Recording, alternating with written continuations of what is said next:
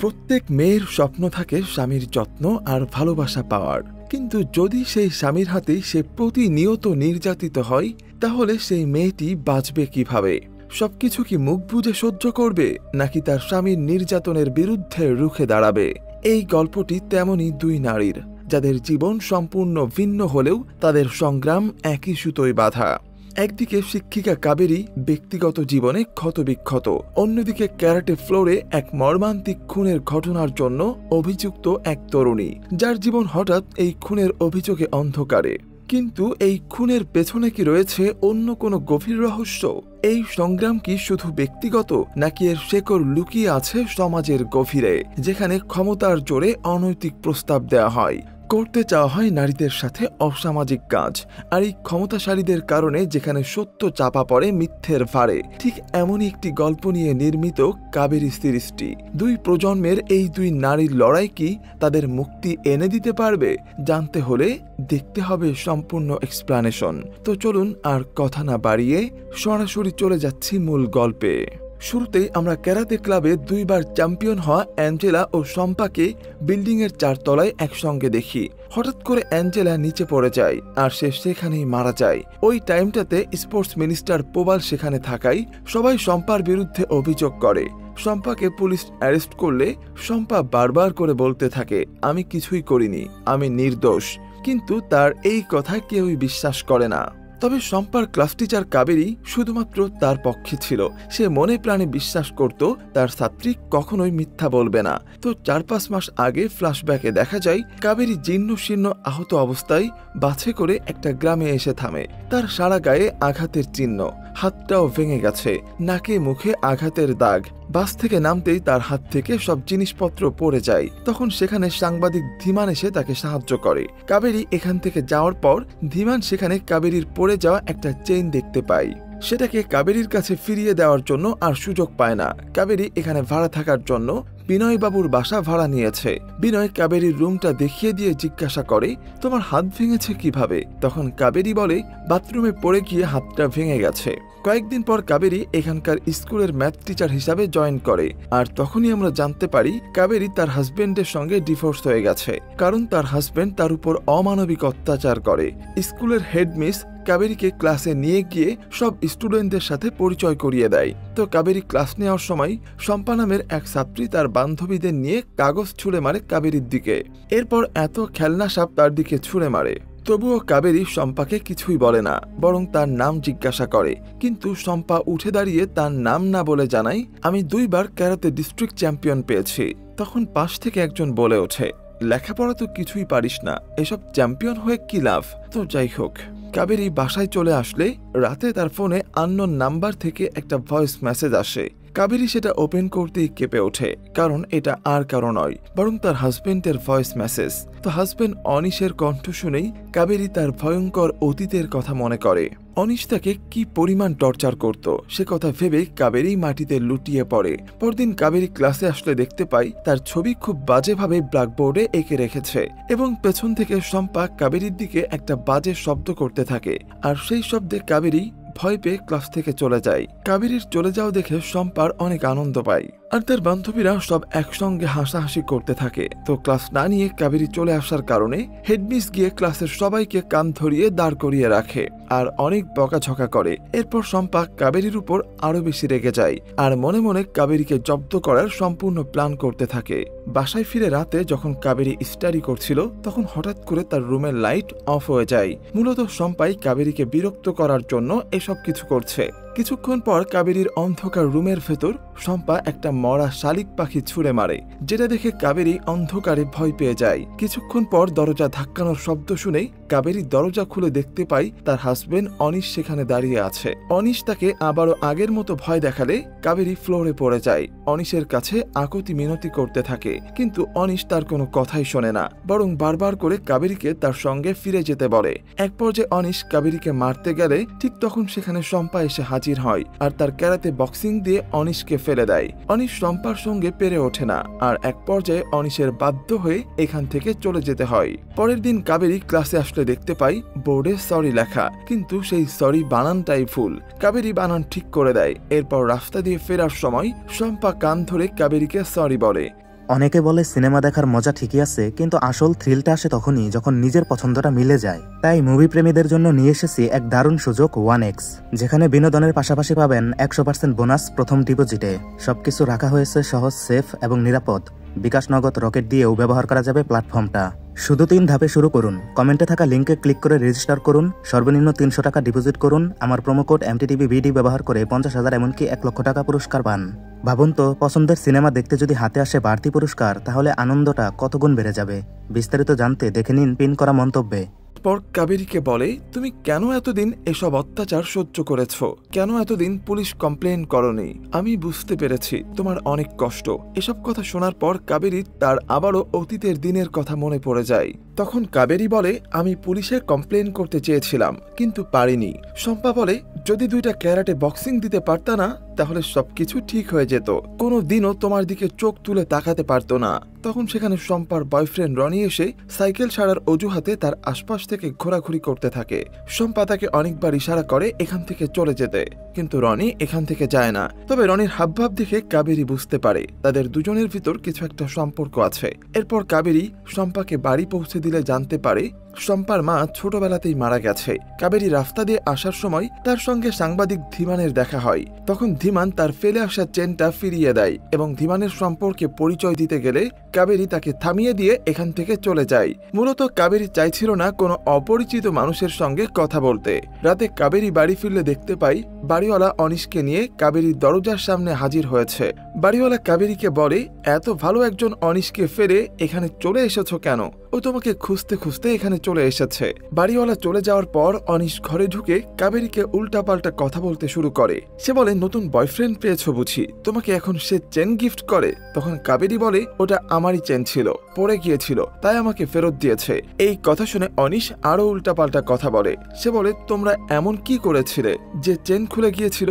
আবারও কাবেরীর গায়ে হাত তুলতে গেলে তখনই আবারও শম্পা এসে হাজির হয় আর অনিশকে ভয় দেখিয়ে বলে, তুমি এতক্ষণ যা যা কিছু করেছো আমি সবকিছু ফোনে রেকর্ড করে রেখেছি। যদি আমি এখন এটা থানায় দেখাই তাহলে তোমার কি হবে সেটা বুঝতে পারছো তো? তখন অনিশ ভিডিওটা বারবার ডিলিট করার চেষ্টা করে, কিন্তু শম্পার সঙ্গে পেরে ওঠে না। এদিকে স্কুল ছুটির পর প্রতিদিন কাবেরী শম্পাকে পড়াতে আসতো আর এই সুযোগে সে শম্পার খাবার দাবার রান্না করে দিত। কারণ কাবেরী বুঝেছিল শম্পার মা নেই, তাই শম্পাকে ভালো মন্দ হেলদি খাবার কেউ রান্না করে দেওয়ার মতো নেই। যেহেতু শম্পা ক্যারাতে প্র্যাকটিস করে তাই তার হেলদি খাবার খাওয়াটাও খুবই জরুরি। একদিন শম্পা পড়ার সময় তার কাছে ক্রীড়া প্রতিযোগিতা অফিস থেকে ফোন আসে। শম্পাকে জানানো হয় সে সেখানে সুযোগ পেয়েছে। এই নিউজটা পেয়ে শম্পা অনেক খুশি হয় আর আনন্দে কাবেরীকে জড়িয়ে ধরে। এরপর থেকে কাবেরী শম্পার আরো বেশি টেক কেয়ার করতে শুরু করে। শম্পা মায়ের আদর কখনোই পায়নি, কিন্তু কাবেরী তার মায়ের অভাবটা পূরণ করে দিয়েছে। সেই সাথে কাবেরীও নিঃসন্তান। তার জীবনে যেন শম্পা সন্তান হয়ে ফিরে এসেছে। এরপর শম্পা চলে যায় প্র্যাকটিসের জন্য কলকাতা ক্যারাতে ক্লাবে। এর বেশ কিছুদিন পর খবর আসে শম্পার উপর থেকে একটা মেয়েকে ঠেলে ফেলে দিয়ে মার্ডার করেছে, যার দায়ে শম্পাকে পুলিশ অ্যারেস্ট করে নিয়েছে। এই খবর পেয়ে কাবেরী শম্পার সঙ্গে জেলে দেখা করতে আসে। তখন শম্পা কান্না করে কাবেরীকে বলে, আমি কিছুই করিনি, আমি কোনো খুন করিনি, আমি নির্দোষ, তুমি আমাকে এখান থেকে বাঁচিয়ে নিয়ে যাও। কিন্তু তখনই কাবেরী জানতে পারে এই কেসের ইনচার্জ তার হাজবেন্ড অনিশ, যে কিনা তাদের দুজনের প্রতি প্রতিশোধ নেওয়ার জন্য ওত পেতে বসে আছে। এটা দেখে কাবেরী ভয় পেয়ে যায়। তাই কাবেরী অনিশের কাছে এসে রিকোয়েস্ট করে বলে, আমাদের দুজনের ভিতরে ঝামেলা, ওই নিষ্পাপ মেয়েটাকে জড়িও না। তবে এসব কথায় অনিশের তেমন কোনো কিছুই যায় আসে না। সে শম্পার ফোন থেকে সেদিনকে সেই ভিডিওটা ডিলিট করে দেয়। এসব কিছু দেখে কাবেরী অনেক রেগে যায় আর অনিশকে বলে, তুমি একবার আমার সন্তানকে মেরেছ, কিন্তু এবার আর আমি তোমাকে আমার সন্তানের কোনো ক্ষতি করতে দেব না। ফ্ল্যাশব্যাকে দেখা যায় কাবেরী একদিন অনিশ আর তার মায়ের জন্য চা বানিয়ে নিয়ে আসে। তখন জানা যায় কাবেরী প্রেগনেন্ট। অনিশের মা তাকে জিজ্ঞাসা করে, আলতা করে কি দেখছিলে, ছেলে হবে না মেয়ে? তখন অনিশ বলে, এটা দেখার কোনো নিয়ম নেই। এই কথা শুনে কাবেরী খুবই খুশি হয় আর ভেতরে চলে যায়। তখন অনিশ তার মাকে জানায়, নিয়ম না থাকলেও আমি এটা জেনে এসেছি, তাদের বাড়িতে প্রথমে মেয়ের সন্তান আসতে চলেছে। এই কথা শুনে অনিশের মা অনেক রেগে যায় আর অনিশকে রাগ করে বলে, আমাদের বংশে আগে কখনো মেয়ে হয় না। এই বলে বুড়ি এখান থেকে উঠে গেলে সেখানে কাবেরী আসলে অনিশ কাবেরীকে জড়িয়ে ধরে বলে, এই বাচ্চাকে আমাকে কখনো বাবা বলে ডাকবে? তার এমন অদ্ভুত কথা শুনে কাবেরী বেশ ঘাবড়ে যায় আর তখনই অনিশ উঠে দাঁড়িয়ে তার ভয়ঙ্কর রূপটি দেখায়, কাবেরীকে খুব বাজেভাবে মারতে শুরু করে। এসব কিছু অনিশের মা পাশের রুম থেকে শুনছিল, কিন্তু সে তার ছেলেকে কোনো কিছুই বলে না এবং নির্মমভাবে অত্যাচারিত হওয়ার পর কাবেরীর গর্ভের সন্তানটা নষ্ট হয়ে যায়। সিন বর্তমানে আসলে দেখা যায় শম্পার বাবা আর কাবেরী একজন উকিলকে ঠিক করেছে এই কেসটা লড়ার জন্য। মূলত শম্পার বাবা একমাত্র মেয়ের এমন অবস্থা দেখে কোনোভাবেই মেনে নিতে পারছিল না। এমন সময় তারা একসঙ্গে কথা বলার সময় হঠাৎ করে কাবেরীর ফোনে একটা আননোন নাম্বার থেকে কল আসে, আর এই কলটা রিসিভ করতেই তাকে বাইরে ডেকে পাঠানো হয়। কাবেরী সেখানে আসলে তাকে থানার পেছন থেকে একটা রুমের ভেতরে নিয়ে আসা হয়, আর সেখানে আগে থেকেই শম্পা কাবেরীর জন্য অপেক্ষা করছিল। মূলত জেলের পেছন দরজা দিয়ে এভাবে লুকিয়ে লুকিয়ে ঢুকলে তাকে আর জেলের সিসিটিভি ক্যামেরায় কেউ দেখতে পাবে না। তো যাই হোক, শম্পা কাবেরীকে দেখে জড়িয়ে ধরে কাঁদতে থাকে। কাবেরী শম্পার মাথায় হাত বুলিয়ে তাকে শান্ত করার চেষ্টা করে। তখন শম্পা তার সঙ্গে ঘটে যাওয়া সমস্ত সত্য ঘটনা খুলে বলে। ফ্ল্যাশব্যাকে দেখা যায় শম্পা ক্যারাতে ক্লাবে গিয়ে দেখতে পায় সেখানকার 2 বার চ্যাম্পিয়ন অ্যাঞ্জেলাকে। সবাই তাকে খুব প্রায়োরিটি দেয়। তখন সেখানের একজন বয়স্ক ও কেয়ারটেকার এসে শম্পাকে বলে অ্যাঞ্জেলা বড় লোকের মেয়ে, তারপর আবার 2 বার স্টেজ চ্যাম্পিয়ন, তাই তাকে সবাই এমন তেল দিয়ে চলে। তো রুমে গিয়ে শম্পা একটা বেডে বসে তার ব্যাগ থেকে কাপড় চোপড় গোছাচ্ছিল। তখন সেখানে অ্যাঞ্জেলা এসে বলে, এটা আমার বেড, এখান থেকে উঠে অন্য কোনো বেডে যাও। আমি যখনই এখানে আসি তখনই এই বেডে থাকি, এই বেডে কখনো কেউ আসে না। এই কথা শুনে শম্পার বেশ বিরক্ত লাগে। তখন শম্পা বলে, তুমি সবসময় যেটা চাইবে সেটাই হবে, এটার কি মানে আছে? আমি এই বেডে আগে এসে বসেছি, তাই আমি এখানে থাকবো। তুমি দরকার হয় অন্য কোনো বেডে গিয়ে বসো। এমন সময় সেখানে একজন গার্ড এসে শম্পাকে বেডটা ছেড়ে দিতে বলে আর অন্য বেডে যেতে জোর করে। তবে উঠে যাওয়ার সময় শম্পা বলে, তুমি 2 বারের চ্যাম্পিয়ন হতে পারো, কিন্তু আমার সঙ্গে লাগতে এসো না, তাহলে হয়তো তুমি আমার সঙ্গে পারবে না। এই কথা শুনে অ্যাঞ্জেলা বলে, আমি যার তার সঙ্গে করতে যায় না। আর তখনই আশেপাশে থাকা সবাই তাদেরকে নিয়ে অনেক হাসাহাসি করতে থাকে। এই ঘটনার পর শম্পা অনেক মন খারাপ করে বারান্দায় গিয়ে দাঁড়িয়ে থাকে। তখন ওই কেয়ারটেকার এসে শম্পাকে সান্ত্বনা দিয়ে বলে, অল্পতে ভেঙে পড়ো না, তোমাকে নিয়ে আজকে যারা হাসি ঠাট্টা করছে তাদেরকে তুমি তোমার প্রতিভাটা দেখিয়ে দাও, এটাই হবে তোমার দেওয়া ওদের জন্য উচিত জবাব। সকালে শম্পা প্র্যাকটিস করতে আসলে তাকে এখানকার কোর্স চড়ে যেতে বলে, কারণ তখন সেখানে অ্যাঞ্জেলা প্র্যাকটিস করতে আসবে। এই কথা শুনে শম্পা বলে, আমি তো আগে এসেছি, তাহলে আমি কেন এখান থেকে চলে যাব?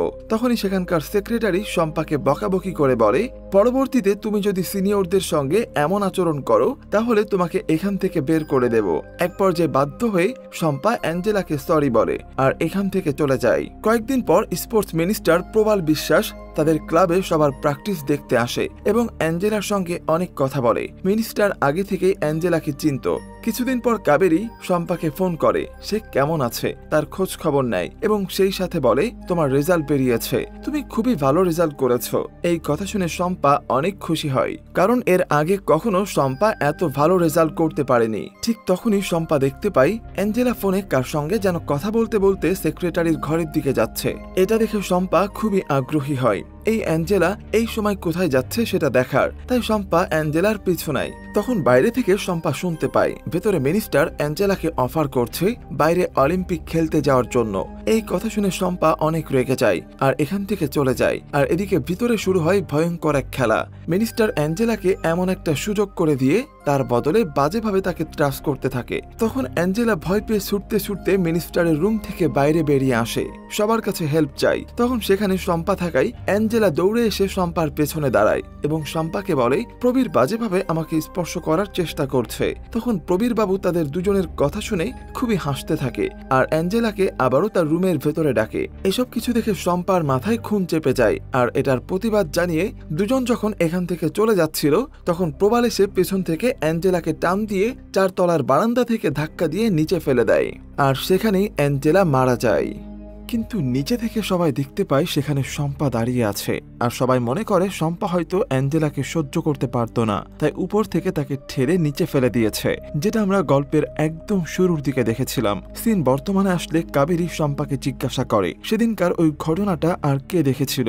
তখন শম্পা অনেক মনে করে বলে, হ্যাঁ, ওই দিন কেয়ারটেকার উপর থেকে সব সত্যটা দেখেছিল এবং কাবেরী এসে উকিল পারমিতার সঙ্গে দেখা করে শম্পার ব্যাপারে সব সত্য কথা জানিয়ে দেওয়ার জন্য। তখন পারমিতা বলে, তাহলে সকল রিপোর্ট শম্পার বিরুদ্ধে। শম্পার ব্লাড স্যাম্পল ম্যাচ করে গেছে। এই কেসটা লড়া খুব একটা ইজি হবে না। এমন পরিস্থিতিতে কাবেরী কি করবে কোনো কিছুই বুঝে উঠতে পারে না। তাই সে পরের দিনই চলে যায় ওই কেয়ারটেকারকে খুঁজতে। তো যাই হোক, কাবেরী পুরো গ্রাম খুঁজে কোথাও কেয়ারটেকারকে খুঁজে পায় না। তবে আসার সময় হঠাৎ করে রাস্তায় একটা বাচ্চা অ্যাক্সিডেন্ট হতে গেলে কাবেরী তাকে বাঁচিয়ে নেয়। তখন বাচ্চাটার মা ছুটে এসে কাবেরীকে ধন্যবাদ জানায় এবং কথায় কথায় তার বাসায় নিয়ে যায়। তখন কাবেরী ওই কেয়ারটেকারের কথা তাদের কাছে জিজ্ঞাসা করলে জানা যায় কেয়ারটেকারের মেয়েই হলো এই মহিলা। তখন কাবেরী কেয়ারটেকারকে সম্পূর্ণ ব্যাপারটা খুলে বলে এবং কেয়ারটেকারকে কাবেরী অনেক অনুরোধ করে কোর্টে গিয়ে সাক্ষী দিতে। কিন্তু কেয়ারটেকার ভয় পেয়ে এই ভয়ে সে কোর্টে গিয়ে সত্যিটা সাক্ষী দিতে চায় না। অন্যদিকে জেলে অনিশ শম্পাকে বিভিন্নভাবে ভয় দেখিয়ে এই খুনের দায় তার ঘাড়ে নিয়ে নিতে বলে, সব দোষ স্বীকার করে নিতে বলে। কিন্তু এটা করতে শম্পা কোনোভাবেই রাজি হয় না, বরং সে অনিশকে বলে কাবেরী আমাকে এখান থেকে যেভাবেই হোক উদ্ধার করে নিয়ে যাবে, সে আমাকে কথা দিয়েছে। এই কথা শুনে অনিশ আরো রেগে যায়। তখন অনিশের সন্দেহ হয় এখানে কাবেরী কি করে আসলো। তাই সে জেলার মহিলাকে জিজ্ঞাসা করে। জেলার মহিলা জানায় এখানে কাবেরী কি করে আসবে, এসব কিছু তো আমি জানি না।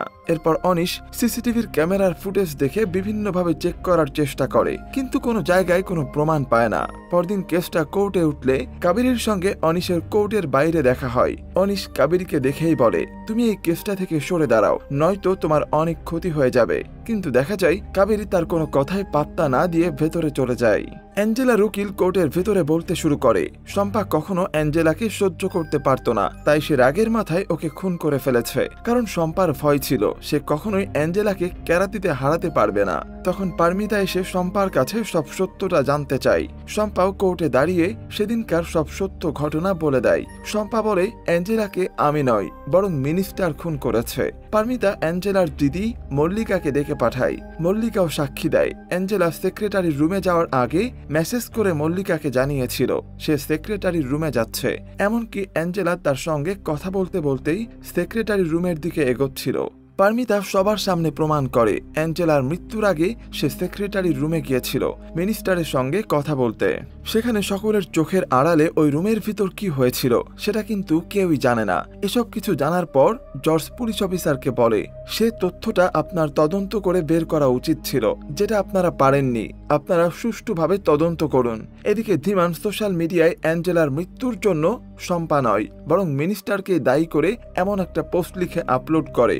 আর এই নিউজটা রাতারাতি ভাইরাল হয়ে যায়। এতে করে দুপাশ থেকে প্রবাল অনেক চাপে পড়ে যায়। তাই সে পুলিশ অফিসার অনিশকে ডেকে পাঠায় আর বলে যত টাকা লাগে নাও, তবুও তুমি এই কেসটাকে ধামাচাপা দিয়ে দাও। অন্যদিকে নিউজ দেখে কেয়ারটেকার সিদ্ধান্ত নিয়েছে সে আদালতে এসে সব সত্যিটা স্বীকার করবে। তাই সে কাবেরীকে ফোন করে এবং পারমিতার সঙ্গে দেখা করে। পারমিতা তাকে খুব সাবধানে থাকতে বলে, যার কারণে কেয়ারটেকারকে দেখাশোনা করার জন্য দুজন লোকও ঠিক করে দেয়া হয়। পরদিন সকালে দুইজন লোক ছদ্মবেশী কেয়ারটেকারের বাড়িতে এসে বলে আমাদেরকে আপনার উপর নজর রাখার জন্য পাঠানো হয়েছে।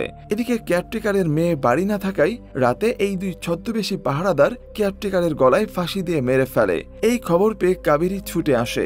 এমন পরিস্থিতিতে তার এখন কি করা উচিত কোনো কিছুই সে বুঝে উঠতে পারে না। এছাড়া কেয়ারটেকারের মেয়ে কাবেরীকে এই ঘটনার জন্য দায়ী করে অনেক কান্নাকাটি করে। এদিকে রাতে কাবেরীর সঙ্গে প্রবালের সেক্রেটারি দেখা করতে আসে এবং বারবার করে কাবেরীকে অনুরোধ করে এই কেসটা থেকে সরে দাঁড়াতে। কাবেরীকে হুঁশিয়ারি করে বলে দেয় এই কেসটার জন্য কিন্তু আপনার চাকরিও চলে যেতে পারে। কিন্তু কাবেরী কোনো মতেই এই কেসটা থেকে হাত গুটিয়ে সরে যেতে চায় না। অন্যদিকে সবাইকে চমকে দেওয়ার মতো একটা রিপোর্ট এসে কাবেরীর হাতে পৌঁছায়। এটা হলো অ্যাঞ্জেলার অরিজিনাল ডেথ সার্টিফিকেট। পরদিন এই রিপোর্টটা পারমিতা জজের কাছে পেশ করে।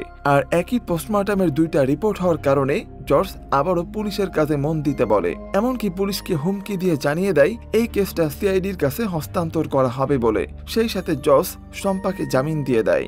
শম্পাকে জামিন দিলে শম্পা ইমোশনাল হয়ে কাবেরীকে জড়িয়ে ধরে কান্না করে। পরের দিন প্রবাল অনিশকে পাঠিয়ে অনেক গালিগালাজ করা শুরু করে। তাকে দিয়ে একটা কাজও হয় না, সে ঠিকঠাকভাবে কোনো কিছুই করতে পারেনি। এসব কিছু উল্টাপাল্টা বলাতে অনিশ অনেক রেগে যায় আর মিনিস্টারের উপর পিস্তল তাক করে এবং তাকে আর সেক্রেটারিকে ভয় দেখায়। অন্যদিকে শম্পার বাবা এখনো আর তার মেয়েকে এই কেসের ভিতর জড়াতে চায় না। কিন্তু শম্পা চায় অপরাধের সঠিক বিচার হোক, তাই সে কান্না করে কাবেরীর কাছে এসে বলে সে এই কেসের সাক্ষী হতে চায়। তখন কাবেরী শম্পাকে সুন্দরভাবে বুঝিয়ে বলে, তোমার বাবা ঠিক কথা বলছে, এই সমস্ত কিছু নিয়ে তুমি এখন আর ভেবো না, এসব কিছু থেকে বেরিয়ে এসে পড়াশোনায় মনোযোগ দাও। কাবেরীর মাথায় সমস্যা থাকার কারণে তাকে চাকরি থেকে বাদ দেওয়া হয়। এই কাজটা করিয়েছে মূলত অনিশ। এদিকে হেডমিস এসে কাবেরীকে বলে, তুমি যদি এই কেসটা উঠিয়ে নাও তাহলে তোমার চাকরিটা আবারও ফেরত দেওয়া হবে। কিন্তু কাবেরী সেটা করতে রাজি হয় না। এক পর্যায়ে কাবেরী গ্রাম ছেড়ে কলকাতার দিকে চলে যাচ্ছিল। এমন সময় পেছন থেকে শম্পা এসে কাবেরীকে আটকে বলে, তুমি আমাকে একা ফেলে এখান থেকে কোথায় যাচ্ছ? তখন কাবেরী শম্পাকে বুঝিয়ে বলে, আমি আবারও কিছুদিন পরে চলে আসব। আর ঠিক তখনই কয়েকজন গুন্ডা এসে শম্পাকে তুলে নিয়ে যায়। তখনই কাবেরীর কাছে কল আসলে কাবেরী ছুটে যায় প্রবালের কাছে। তখন প্রবাল জোর করে কাবেরীকে দিয়ে একটা ভিডিও করিয়ে রাখে। এই ভিডিওতে কাবেরী বলে, এখানে মিনিস্টারের কোনো দোষ নেই, এই খুনটা আমি করিয়েছি, সবকিছু টাকার লোভে পড়ে, তাছাড়া আমার মাথায় সমস্যা, তার কারণে আমি কখন কি করি কোনো কিছুই বুঝে উঠতে পারি না। এই ভিডিওটা শেষ হলে কাবেরী শম্পাকে ফেরত দিতে বলে। এরপর দেখা যায় কাবেরী অনিশের কাছে ফিরে এসেছে। অনিশ আবারও কাবেরীর উপর অনেক টর্চার করে আর বলে, আমি তোমাকে ভালোবাসি। সুযোগ বুঝে কাবেরী অনিশের ড্রিঙ্কসে একটা ঔষধ মিশিয়ে খাইয়ে দেয়। কিছুক্ষণ পর অনিশ ঢলে পড়লে কাবেরী বলে, তোমার সঙ্গে কোনো মানুষ থাকতে পারে না, কারণ তুমি তো মানুষ নও, তুমি পশু, যে তার নিজের সন্তানকেও খুন করতে পারে। পরদিন সকালে অনিশের ঘুম ভাঙলে দেখতে পাই একটা রুমের ভিতর সে একা বন্দী হয়ে রয়েছে। তার গায়ে কোনো কাপড় চোপড় নেই, শুধুমাত্র আন্ডারওয়্যার ছাড়া, এবং দরজা খুলে দেখতে পাই তার পুলিশের ইউনিফর্ম দরজার কাছে কেউ রেখে গেছে। তখন অনিশ ইউনিফর্মটা পরে বাইরে বেরিয়ে আসলে তাকে পুলিশ এসে অ্যারেস্ট করে নিয়ে যায়। এদিকে দেখা যায় প্রবাল মারা গেছে। প্রবালের সেক্রেটারি জানায় এখানে কাল রাতে অনিশ এসেছিল। সেই সাথে অনিশের আগের একটা ভিডিও দেখায় যেখানে অনিশ পিস্তল ধরেছিল প্রবালের দিকে। তখন এখানে ধীমান এসে সবকিছুর ছবি তুলছিল। ছবি তোলার সময় ধীমানের চোখ গিয়ে আটকায় নিচে পড়ে থাকা একটা কিছুর দিকে। সে দ্রুত কেউ দেখার আগেই জিনিসটা তুলে নেয়। এই জিনিসটা কি তা আমরা একদম শেষে জানতে পারবো। 6 মাস পর দেখা যায় স্টেজে শম্পা বক্সিং চ্যাম্পিয়ন খেলছে। এই খেলার পর বিজয়ী হয় শম্পা। আজকের খেলা দেখতে প্রবালের সেক্রেটারিও এখানে এসেছে। কাবেরী সেক্রেটারিকে বলে, আচ্ছা আপনি কি আমাকে ব্যবহার করছেন? তখন সেক্রেটারি বলে, আমার রাজনৈতিক ক্যারিয়ার খুব ভালো চলছিল, কিন্তু সবকিছু এলোমেলো করে দিয়েছে এই প্রবাল। তিনি প্রবালের সমস্ত খারাপ কিছু জানতেন, তাই মনে মনে ঠিক করেছিলেন সে সত্যের পথে থাকবে। এই নিরপরাধ শম্পাকে সে কোনো মতেই শাস্তি পেতে দেবে না, তাই সে এতদিন লুকিয়ে থেকে কাবেরীকে হেল্প করেছে। কিছুদিন পর কাবেরী অনিশের সঙ্গে দেখা করতে আসে। তখন অনিশ জিজ্ঞাসা করে, তুমি কিভাবে এসব কিছু করেছো? কাবেরী বলে, গল্প কি শুধু তোমরাই বানাতে পারো, আমরা পারি না? কাবেরীকে এই আননোন নাম্বার থেকে প্রবালের সেক্রেটারি ফোন করত এবং ওই দিন ভিডিও শেষে প্রবাল কাবেরীকে বাজেভাবে স্পর্শ করতে যায়। তখন কাবেরী শম্পার কাছ থেকে শেখা ক্যারাতে মেরে দিলে প্রবাল সেখানে পড়ে গিয়ে মারা যায়। আর এটা দেখে কাবেরী বেশ ভয় পেয়ে যায়। সে কি করবে কোনো কিছুই বুঝতে পারে না। এমন সময় সেখানে প্রবালের সেক্রেটারি চলে আসে। আর তখন সেক্রেটারি কাবেরীকে আশ্বাস দিয়ে বলে, এখানে যা কিছু হয়েছে আমি কখনো কাউকে কিচ্ছু বলবো না, আর আমরা দুজন ছাড়া এই ঘটনা কেউ জানবে না। এরপর সেক্রেটারি কাবেরীকে ঘুমের ঔষধ দিয়ে অনিশের কাছে পাঠায়। আর এই সমস্ত প্ল্যান করে তারাই অনিশকে ড্রেস খুলে তাকে ফাঁসিয়ে দেয়, যার কারণে এখন অনিশের যাবজ্জীবন কারাদণ্ড হয়েছে। এরপর কাবেরী জেল থেকে চলে আসার সময় মুখ দিয়ে সিটি বাজাতে বাজাতে আসে। আর এটা শুনে অনিশ অনেক ভয় পেয়ে যায়। কাবেরী মাঝপথে আসতেই আবারও তার সঙ্গে ধীমানের দেখা হয়। ধীমান তাকে আবারও ওই চেইনটা ফেরত দেয়। মূলত ধীমান ওই দিন প্রবালের ওইখানে চেইনটা দেখেছিল, আর ধীমান এটাকেই তুলে নিয়েছিল। ওই চেইনটা দেখেই বুঝতে পেরেছিল এটা কাবেরীর। এই চেইনটা যদি অন্য কারোর কাছে পড়তো তাহলে হয়তো কাবেরী ফেসে যেত। এরপর কাবেরী তার বাড়ি ফিরে এসে আবারও আগের মতো তার স্বাভাবিক জীবন যাপন করে। আর এই দৃশ্যের মধ্য দিয়েই আজকের গল্পটা এখানেই শেষ হয়ে যায়। তো এই ছিল কাবেরী সিরিজটির সম্পূর্ণ এক্সপ্লানেশন। সিরিজটি আপনাদের কাছে কেমন লাগলো সেটি অবশ্যই কিন্তু কমেন্টে জানাবেন। আর চ্যানেলে নতুন হয়ে থাকলে অবশ্যই সাবস্ক্রাইব করে রাখবেন। ধন্যবাদ।